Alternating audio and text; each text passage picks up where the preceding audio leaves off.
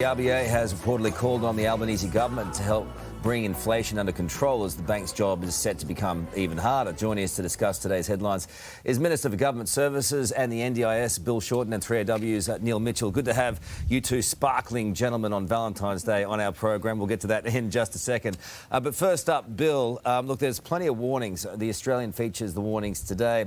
Can the government deliver on all its promises in regards to unemployment, in regards to power rebates, in regards to a plethora of promises and still keep inflation under control? It's the quintessential question. Yes, I'm sure that the government's committed to honouring its election promises.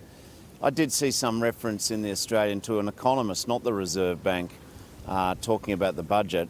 The Reserve Bank last Friday, in its official forecast, actually went out of its way to acknowledge the government's energy plan and its work that we've done on gas for helping relieve inflationary pressure on households. So I'm confident that the government's doing everything it can to help ordinary families who are doing it tougher than between interest rate rises and cost of living. Do you concede, though, that raising real wages, raising unemployment benefits and also giving power rebates, feeding that into the economy, do you concede that's inflationary? Well, let's just go through the trifecta. Real wages are not moving faster than inflation. I think about all the teachers and the people who work in our hospitals and people who work in our emergency services. Their real wages have fallen, and trying to relieve some of that pressure actually is a bulwark against the impact of inflation. In terms of energy, thank goodness Labor actually, just before Christmas, put in place our cap on the gas companies, making sure that there was enough gas in the Australian energy system, putting Aussies first. So that's important and good work. And in terms of expenditure and unemployment benefits, I'm not aware the government has made a decision there, so I'm not sure that's quite right, mate. OK. Neil, are they going to be able to deliver on all of that?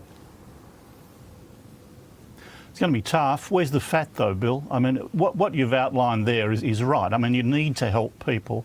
But we've started, out in the real world, people have started to cut their spending. The JP Hi-Fi figures show that. Yeah. It's not the Reserve Bank, it is an economist, but it's also a legitimate point. Government spending is inflationary. There must be fat in government that you can cut out and get the balance right. So you help the people who are desperate, but, you know, cut out jobs for the mates or something. Is there no fat in government that you can cut the fat without hurting people and reduce the spending? There has to be. There has to be. Bill, you've been always pretty good at cutting out the fat. Well, I'll take my own. Yeah. Post-Christmas, post-COVID, I'm going to work on it this year. I didn't mean like that. No, in all serious. I know you were body shaming me, Karl, but that's cool. Sort of. The NDIS is an area which, whilst we're not going to cut it, I think that there is waste that we can reduce there, which still keeps the services going for people on the scheme. But I think there is something we can do there to tackle some service providers overcharging. So, yeah, I know the government's looking across all of our big areas to make sure that we can do what we've got to do to look after people, but also curb the growth. You're in Newcastle this morning. Good vantage point to spot those refugee boats coming. Are you concerned about that at all? Oh, yeah. You stay up too late reading some of those crazy blog sites. No refugee boats here. In all seriousness, though, what we're doing is we're maintaining Operation Sovereign Borders. Boat turnbacks will be aggressively maintained. People smugglers who are trying to prey opportunistically on vulnerable people, you're not welcome. You will be stopped, full stop. OK. Neil, is it a moth to the flame? But how are you continuing Operation Sovereign Borders when you're dropping the TPVs, the temporary protection visas? There were 3 strands to that. Turn back the votes, the TPVs and offshore detention. Now, you're dropping one of those strands. It has to run a risk, Bill. There's a gamble here. And already the people smugglers are looking at it closely and say, the deal might have changed in Australia. You are running a risk. You can't say you're continuing the same operation. You're not. You're dropping one of the planks. Just quickly on that, Bill. We are running Operation Sovereign Borders. The people who are getting their visas have been here for over 10 years. Anyone who's come in the last 10 years and anyone who comes today, tomorrow, next week, next month, next year will not be allowed to settle in Australia. Full stop. OK. Full stop. I wanted to raise something with you guys. I mean, you're both obviously Melbourne born and bred. This high-tech solution had my head scratching this morning. To ease the congestion in one of Melbourne's worst bottlenecks, a light system will set the pace for drivers travelling through the Burnley Tunnel. Neil, it looks magnificent, but is it going to be effective, or are drivers going to be distracted? Yes. Looks like one of those nightclubs you go to, Karl, just before you come to work. I can't see how, particularly at the Logies, I can't see how it's going to slow people down. Well, you're supposed to double down.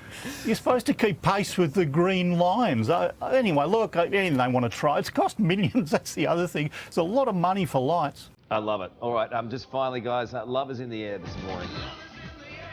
Many people are not celebrating Valentine's Day today, not because they're single, but because it's too expensive.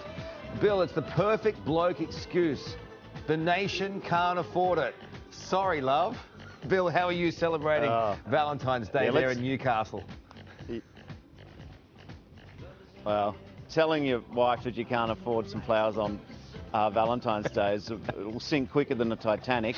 No, I can't believe my luck today. I get to celebrate it with you and Neil, and then I fly back to Parliament and spend it with 150 other people who, yeah, I'm sure they're all looking forward to catching up with each other on Neil, for you, Day say something nice about Bill on this Valentine's Day. Let's feel the love, people. No, look, I love Bill. It's clear I love Bill. But I've found a way to do it. Yeah. I've got a new girlfriend in Russia called Olga. You're only human, Olga Neil. texted You're me only yesterday. human. What? All I've got to do is send him her bank details and she'll buy herself a box of chocolates. I mean, that's perfect. She doesn't know who she texted, does she, Olga? You knew that. You knew from the get-go that was spam. I love it. Have a great day, I guys. love you too, Neil. Appreciate it. Oh, love you all. See what we've done, Sarah? Have a great Valentine's Day. Love you, Bill. Yeah, I feel like, parties together. Neil, you can probably do better than These Olga. sweet Just sweets. saying. I'm just saying. I don't know. Don't you think, anyway? I don't know. 9 in 10 Aussies want tougher laws to crack down on vapes, and the majority are also in support of banning their use in public spaces like pubs and restaurants. We're joined by Anita Desai, Chair of Cancer Council's Public Health Committee. Anita, good morning. Good to see you. Thanks for coming in. Thank you. Why do you think so many Aussies support a total ban? Well, we know that there has been growing community concern and media attention, particularly on the rising number of teenagers as well as young adults who are using these products. And it's really important to remember that these products were never designed for non-smokers. They were pitched as a tool to help smokers to quit. But what we're seeing is it's actually young people who are taking them up in the thousands. Is it actually, is there a health aspect of it, or is it inconclusive? So in terms of its effectiveness as a smoking cessation tool, we know that there are many other products and many other ways to successfully quit smoking. In the case of e-cigarette products, they are meant to be used in consultation with your GP, and you need a valid doctor's prescription. However, what we're seeing is, again, it's teenagers, it's young adults, those who have never smoked, who are taking it up, and that's what we're concerned about. Well, how are they accessing it? I mean, it's just blown up. They're everywhere. That's a really good question. So we've seen through some of the studies that we've undertaken is that teenagers are reporting that they're getting it from friends. We know that there are retailers who are blatantly flouting the laws, and so what we really need here is really strong coordinated action from all Australian governments to really clamp down on the tsunami of product that is hitting the shores in Australia. The horse has bolted with the kids, hasn't it?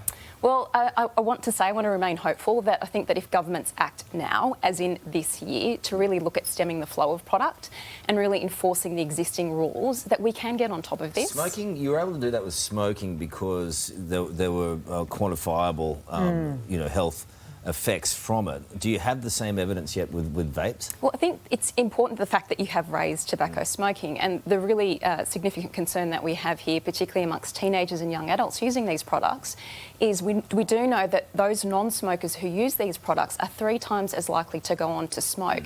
We have record low smoking rates in Australia. We don't want to reverse that trend. Yeah, well, it's starting, isn't it? You can feel it, and especially amongst our kids at high school. It's right out there. Good to talk to you. Food for thought. Appreciate it. Hey there, Today fans. Sarah and... What's my name again? Oh, my goodness. Karl. Hey, thanks for watching our YouTube channel, though. Subscribe now for more news, special reports and amazing Aussie stories. And Karl misbehaving, Whoa, of course. that never happens. Always happens. What's she talking about?